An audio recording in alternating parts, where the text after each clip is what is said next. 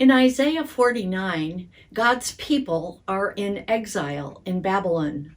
They're depressed, homesick, alienated. Jerusalem, their home city, is empty and in ruins. They feel God-forsaken, forgotten.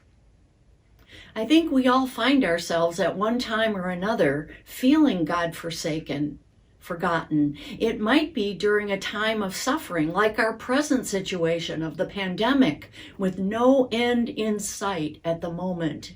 We too are in a kind of exile. God can seem absent, leaving us feeling empty and in ruins. Like Israel, we might say or feel, God has forgotten us.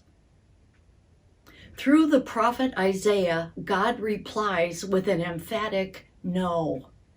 With infinite gentleness, God compares her relationship with us to a mother breastfeeding her infant. Women who have breastfed know the ache of this life-giving nourishment. And God says, could a mother nursing her child ever forget? Even if this were possible, I could never, ever forget you. God also says, like a lover who tattoos their beloved's name on their body, I have tattooed your names on the palms of my hands, where they are always visible to me. Our present situation of suffering does not mean that God is absent. No, we are always in her presence. And like Israel, we are going to be rebuilt and come alive again.